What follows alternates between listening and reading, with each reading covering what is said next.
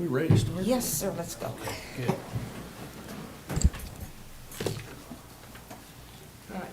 All right. Kurt, would you like to lead us in the Pledge of Allegiance? Love to. I pledge allegiance to the flag of the United States of America and to the republic for which it stands, one nation, under God, indivisible, with liberty and justice for all.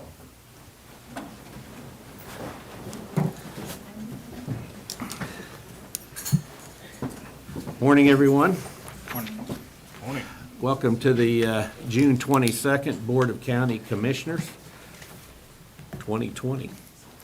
What's first? Before we get started, on my left is Commissioner Aaron Mays, who represents District 3. On my right is Commissioner Kevin Cook, who represents District 2. And I'm Bill Rippon, and I represent District 1. What's first on the agenda? First item is consent agenda. All right. I would move that we approve the consent agenda. Second. Motion's been made by Commissioner Rippon, seconded by Commissioner Mays. All in favor, say aye. Those opposed, motion carries 3-0. Next item. Item 4, new business A, County Clerk number 1, consider all voucher payments. Commissioners, this morning we have vouchers that total $675,014.95. The largest expenditure is the holding accounts with the state of Kansas of $241,218.20. That is followed up with the bridge expenditure with Bettis Asphalt for a culvert replacement on Morrell Road of $150,716.68. And then also, just to highlight, out of our detention facility budget, $67,715.53 was earmark, and that is the food for the inmates at the jail. And I do not have any questions regarding the vouchers and would move for their approval. Second. Motion's been made by Commissioner Cook, seconded by Commissioner Rippon. All in favor, say aye. Those opposed, motion carries 3-0. Next item. Item A2, consider correction orders. I would move that we approve the correction orders. Second. Motion's been made by Commissioner Rippon, seconded by Commissioner Cook. All in favor, say aye. Those opposed, motion carries 3-0. Next item. Item B, administrative services. Number 1, public hearing and consider approval of resolution number 2020-35, certifying legal authority and authorization to apply for the Community Development Block Grant, CV. Good morning. Betty Greiner, Director of Administrative Services. As part of the CARES Act, the Kansas Department of Commerce is deploying some community development block grants, but they're specifically for COVID. These are only for counties with a population under 200,000, and they are for small businesses. The county or the government entity, so the county has to be the applicant in these, but the funds would go directly to the small businesses. Eligible small businesses are those that would have up to 50 employees. There's 2 different categories for those. One category is for those businesses that have up to 5 employees, and then there's another section of grants for employers that have 6 to 50 employees. And the employees, at least 51% of the employees must meet the low to middle income limits. The grant, if we are granted these or awarded these grant funds, Topeka is the one that would be administering them. They would be our subrecipient, and then they would be administering them to the small businesses. There is a public hearing that is required as part of this, so I am asked, we have, the clerk's office has published that notice of the public hearing that it would be today. So I'm asking that we have a public hearing, and then there's also a resolution that I'm asking for approval, and that would give the legal authority for us to apply for this grant money. I'll also mention that there's no cost to the county for applying for this grant. And then there was also no matching funds to the recipients. So it would be purely a grant to these small businesses. Okay. Mr. Chairman, Yes. I would move to open the public hearing. I'll second. Motion's been made by Commissioner Cook, seconded by Commissioner Rippon. All in favor, say aye. Those opposed, motion carries 3-0. We're now open for public meeting. If there's anyone here who wishes to speak. Very good.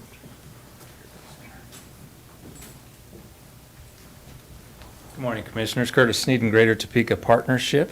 As you know, Go Topeka is part of the Greater Topeka Partnership. Glenda Washington, our new Chief Equity and Opportunity Officer, and I have been working, mainly Glenda has been working closely with Ms. Greiner on this project, and we are eager to move forward with this to try to get all the relief possible we can to our small businesses and especially our, low and moderate income businesses. So we appreciate the Finance Director's work on this and are very supportive of it. Thank you. How are we going to get the word out to businesses about this grant? Well, Glenda, through her EMBW program and her Small Business Council, already has a number of channels in place that she's been utilizing to spread the word about other types of programs that have been coming forward to provide assistance to those programs. So I would think that network will be the starting place, but then we'll use all of the available channels that our organization has to get the word out and especially reach out into those communities that have been hardest hit. Very good. Okay. Any questions? I do not. All right, thank you, Curtis. So do we need to do go ahead. Well, it's just, yes, you'd close the public hearing, and then you would approve the resolution. Mr. Chairman, I'll move to close the public hearing and adopt the resolution. Second. Okay. You guys took the words out of my mouth. Motion's been made by Commissioner Cook, seconded by Commissioner Mays. All in favor, say aye. Opposed? Motion carries 3-0. Thank you. All right. Next item.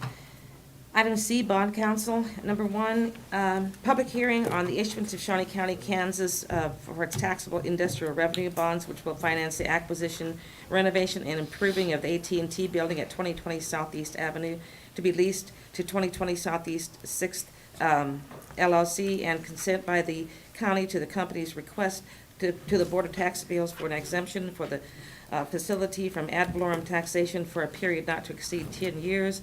And consider approval of resolution number 2020-36, expressing the intent of the board to issue Shawnee County, Kansas taxable industrial revenue bonds in the estimated amount of $13 million, and to enter into a lease purchase agreement with 2020 Southeast LLC. Good morning, Bob Perry. We'll also have to conduct a public hearing prior to adoption of the resolution. The resolution expresses your intent to issue the bonds. It's a preliminary step necessary. One, it allows the applicant to make an application to the Department of Revenue and obtain a sales tax exemption so that the goods and services acquired with bond proceeds are exempt from sales tax. That's in the statutory scheme for the retailer sales tax statutes, 793606D to be exact. It specifically states that goods and services acquired with bond proceeds are exempt from the retailer sales tax. In this case, it allowed the developer to avoid paying close to 9% sales tax on goods and services on a $13 million investment. The ad valorem exemption flows through the bonds also. That's a 10-year ad valorem exemption or the life of the bonds, whichever is shorter. Under county policy, the tenants will pay a payment in lieu of tax of what the 2020 ad valorem tax will be, and it's going to be approximately $57,000. Once the 10-year exemption is up, the property gets valued according to whatever the appraisal process is then and taxed accordingly.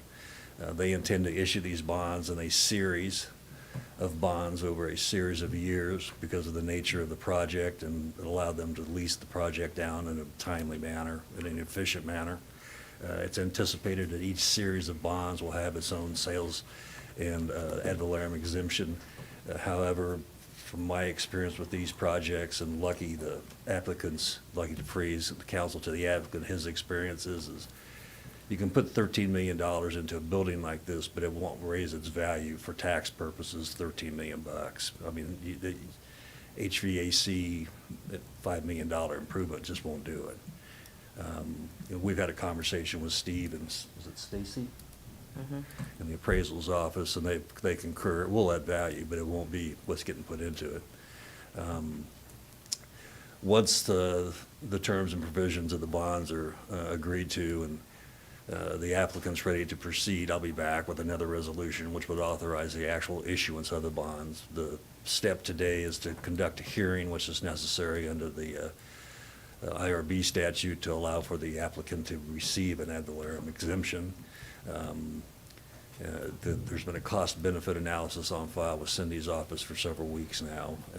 If anybody had a question on it, they could have asked and obtained a copy of it through her office. So I suggest that we have a public hearing. If there's questions about the process, I'll be glad to answer them. If there's questions about the project, Lucky's going to answer them. Okay. Move to open the public hearing. Second. Motion's been made to open for public hearing, seconded by Commissioner Rippon. All in favor say aye. Those opposed, motion carries 3-0. Do we have anyone that wishes to speak? We didn't. Well, the lawyers do, obviously.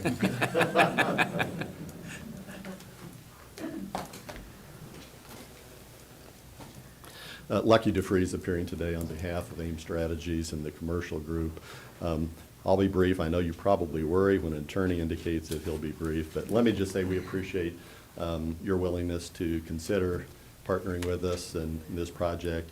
I think, as you know, AIM Strategies, the commercial group, have been involved with several other projects trying to assist in the reinvigoration of the downtown in particular and Topeka in general. This is yet another example. I suspect there will be more as time rolls on. I think this is a project that not only is intended to try and maintain jobs that had been located in that building that might otherwise be lost, as well as provide an opportunity to reinvigorate that building and provide an opportunity to lease to many others. So we appreciate the cooperation we've gotten from Mr. Perry, other members of the county staff, as always. And I'd be happy to answer any questions, but that's all I Mr. Chairman? need to say.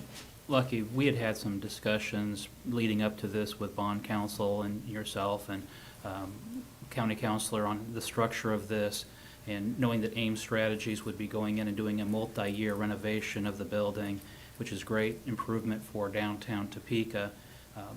It was brought to my attention this morning that the property is still listed with another entity. Is there a proposal to change that, or is it maybe not got through the Register of Deeds office?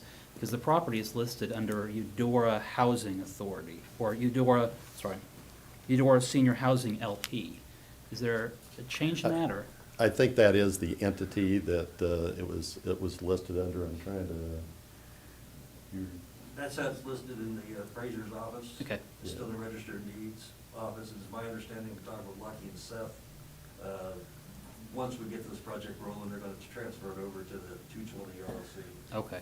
That is correct. I think that was the entity that had acquired it, that was listed with the county appraiser's office, but I think there will be a special purpose entity that will be holding this. And I think in past instances, there oftentimes is a transfer to accommodate that. Does that create any complications or any difficulty when one building is owned by one legal entity but is being renovated by another legal entity? I don't believe so. You wanna- To answer that, Kevin, how this is, I envision it's gonna work is for them to know to get their project exemption certificate for the sales tax, it's gonna have to be in 220 LLC's name because of the applicant for the IRBs. There's gonna have to be consistency between that, the resolution today, as well as the resolution in a couple weeks. Or they can assign it, but we'll just have to change that resolution accordingly in the PEC. If in fact the present title entity is a 501c3 and therefore not paying ad valorem tax, my memory from the sales tax proceeding is one, they probably aren't paying it anyways, and two, I don't think they're entitled to it under the PEC. They'd have to get it through a different certificate. Okay. And then finally, Bob, you can, again, just for public, we've asked this on multiple projects in the past, the county has no legal liability should the project fail or should the investors default. That's correct. An industrial revenue bond is simply a conduit financing. What we're using the county's ability to issue bonds. Those proceeds are used by the developer to develop the project. The developer assumes the responsibility to pay those bonds back, and the payment stream is the lease payments, basically. That's how it works. But under the IRB statutes, as well as a couple of other provisions, these bonds are neither a debt nor an obligation of the county, and the county is not permitted to levy a tax to pay these bonds in the statutes. And as you described earlier, if the investor was to put $6 million into a new HVAC system, the appraised value is not going to increase by $6 million, so the county's not losing out on that revenue. No, and under the county policy, there will be an agreement in the bond documents that the applicant, the tenant of the building, will make a payment in lieu of tax to the county, an amount no less than what the November 2020 tax levy is going to be. Okay. And so those revenues will continue at that level for the 10 years. Okay. Thank you. Okay. All right, thank you, Bob. Thank you, Lucky. Anyone else wish to speak? Vince?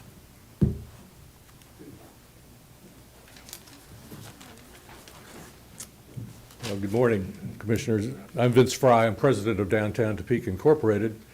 We were elated when someone wants to spend millions of dollars on renovating a 50-year-old plus building. That building has a tremendous history, and we feel that the issuance of these bonds will continue to provide that building with a history or a future that will be very bright. The developer has a proven track record that we're all aware of. We're certainly supportive of this, and we ask that you give strong consideration to passing this. Thank you very much. Thank you very much. Anyone else? I would move that we close the public hearing and also approve the issuance of the revenue bond. Second. Motion's been. It's going to include the resolution itself, right? That actually includes the resolution, right? Yes. Okay, thank you. Motion's been made by Commissioner Rippon, seconded by Commissioner Mays. All in favor, say aye. Those opposed, motion carries 3-0. Great, thank you, gentlemen. Bob. Next item. Item D, Public Works, number 1, consider approval of Resolution 2020-37, authorizing installation of temporary no parking signs along various roads in the Lake Sherwood area in support of Sherwood Lake Club's 4th of July festivities. Good morning, Commissioners. Kurt Neos, Director of Public Works. This is just the annual request from the Sherwood Lake Club to clear off some streets for their 4th of July festivities, and that's the reason for the no parking signs. Those signs will be installed and maintained by Shawnee County during the 4 or 5 days over the holiday weekend. Other than that, take your questions. Will we have any ADA accessible parking signs as part of this signage, or is this just no parking sign? Just no parking. No parking sign, okay. Okay. Any other questions? I move to approve. I'll second. Motion's been made by Commissioner May, second by Commissioner Rippon. All in favor say aye. Those opposed, motion carries 3-0. Next. Item D2, consider approval of resolution number 2020-38, establishing a temporary speed limit of 35 miles per hour on Southwest 49th Street, 1,300 feet east of Gage Boulevard to Burlingame Road. Kurt Neos, Director of Public Works. The city of Topeka has Gage Boulevard under construction. The south end of the project is at the north intersection with 45th Street. But Southwest 49th Street, which is mostly a gravel road, has picked up quite a bit of traffic as an informal detour. So Topeka Township has approached me about putting up 35 mile per hour speed limit signs, both to improve the safety of the road, again it's gravel, and to control the dust problem in the neighborhoods that abut the right-of-way for Southwest 49th. The length of Southwest 49th that will get or will receive 35 mile per hour speed limit signs is approximately 7/10 of a mile long, and again it goes from approximately Gage Boulevard to Burlingame Road. Your questions? Yes. Kurt, on this, I know we had talked once before about this, and, you know, the folks that live by there are having trouble with a lot of dust, and we had mentioned it at some point you had mentioned talking to the township about maybe putting some kind of a dust mitigation spray on there. Did they ever do that, or? No, they have not. I did not hear from the township as to why they, or why not they have chosen not to do that. I've also suggested that the patrons talk to the city of Topeka. Obviously, it's their project. They're forcing more traffic onto Southwest 49th. In my mind, they have some obligation to put the dust control chemical down. But the city has put up barricades to discourage the use of Southwest 49th. But at this point, no one has put dust control chemical down. That's good. At least they put up the barricades, Yeah. because, yeah, this is not the official detour, That's right. and people are using it as a shortcut. so. Is it like closed to through traffic or? That's what the barricades show, which it's not really closed, but again, they're discouraging the use of the road. Yeah, I'll move to approve. Second. Motion's been made by Commissioner May, second by Commissioner Cook. All in favor say aye. Those opposed, motion carries 3-0. Thank you, Thank you, Commissioner. Kurt. Next item. Item E, corrections. Number 1, consider authorization and execution of contract C-229-2020 with Enterprise Fleet Management to lease 10 Chevrolet Traverse vehicles for the Community Corrections Office to improve the efficiency and safety of the operation at $414.29 per month for 60 months at an approximate cost of $50,000 per year, utilizing grant funding from the Kansas Department of Corrections. Good morning, Commissioners. Tim Phelps, Shawnee County Department of Corrections. This item is a work that I have been trying to accomplish so that we can do something about the aging fleet that we have at Community Corrections, and trying to work with the rather strict rules they have with KDOC grant funds, as far as they'll never provide enough money to purchase a new vehicle. So we just keep buying older vehicles, and then they get worn out quick, and then we pay a lot of money in repairs and maintenance. So what this will do is allow us to have a clean fleet. I requested funds in the KDOC budget for fiscal '21, and I have learned that they've been approved. So all of the money that will be paying for this is coming out of KDOC grant money. And I'll stand for any questions you may have. Any questions? I'll move for approval. Second. Motion's been made by Commissioner Rippon, second by Commissioner Mays. All in favor say aye. Those opposed, motion carries 3-0. Thank you, Tim. Thank you, Commissioners. Next item. Item F, Parks and Recreation. Number 1, consider authorization and execution of contract C-230-2020, amendment to contract C-95-2020 with Capital City Christian Chamber of Commerce to reschedule the Topeka Family Fun Fest in Garfield Park to August 29th, 2020. Good morning, Commissioners. Randy Luby, Parks and Recreation. If you recall, this event was scheduled for April 11th, but due to COVID-19, they postponed it to a later date. This is our date. It will be August 29th at Garfield. Stand for any questions. Any questions? I'll move to approve. Second. Motion's been made by Commissioner Cook, seconded by Commissioner Rippon. All in favor say aye. Those opposed, motion carries 3-0. Next item. Item F2, consider approval of request to add a wireless data account to the existing government contract pricing arrangement with Verizon Wireless to increase efficiencies and expand revenue generation by providing cellular services for 1 iPad and 2 MiFi mobile hotspots at a cost of $359.99 for the iPad and $40.01 per device for the monthly cellular service, with funding from the departmental operating budget. Good morning, Commissioners. Randy Luby.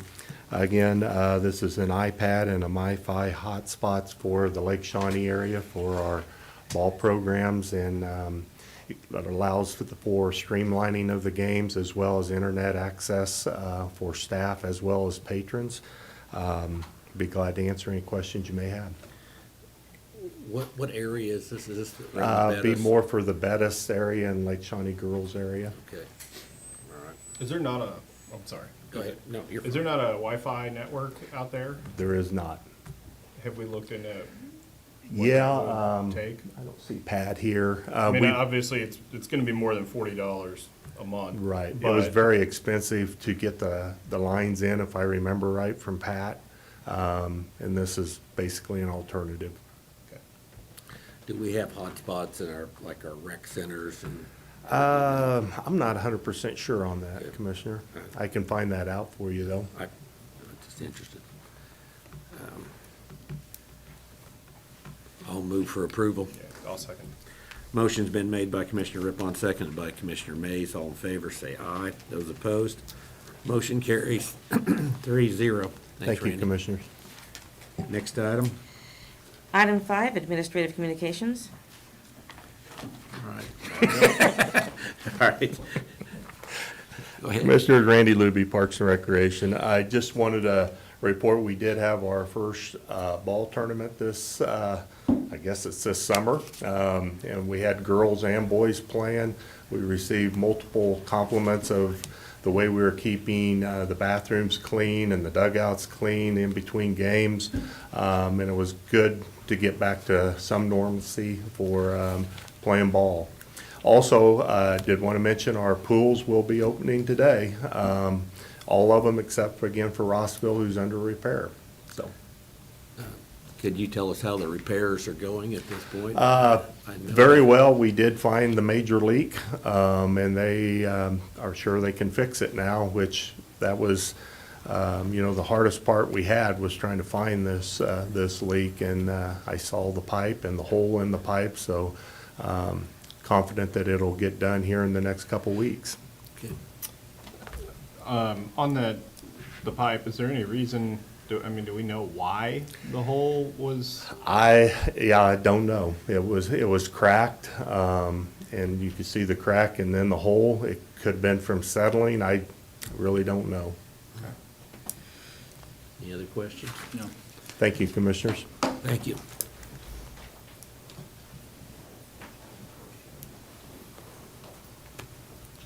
Good morning, Commissioners. Linda Oaks from the Health Department. Just want to remind everyone that we have moved our drive-through COVID-19 testing clinic to the new Mount Zion Baptist Church, which is at 2801 Southeast Indiana Avenue. That testing is on Tuesdays and Thursdays from 8 to 11.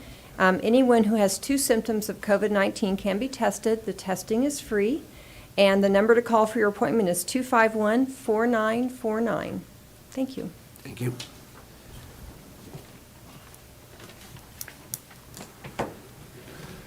Kurt Niehaus, Director of Public Works. Just a reminder to the public that Southeast 69th is closed this morning between the 2 intersections with Paulin Road to replace a bridge.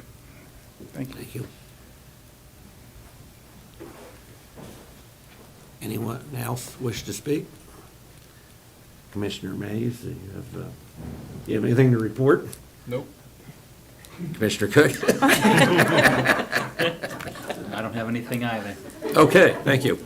You have a lot to remember. Just don't give me a hard time. You have a lot to remember. And I don't have anything either. Next. Item 6, executive session. I do want to make a motion to go into executive session for a period not to exceed 2 hours and 5 minutes for the following reasons. For consultation with an attorney for the public body or agency which would be deemed privileged, and the attorney-client relationship, specifically to discuss independent contractor negotiations.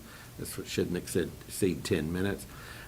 Second, to discuss employer-employee negotiations, whether or not in consultation with the representatives of the public body or agency, specifically to discuss pending negotiations with the AFSCME.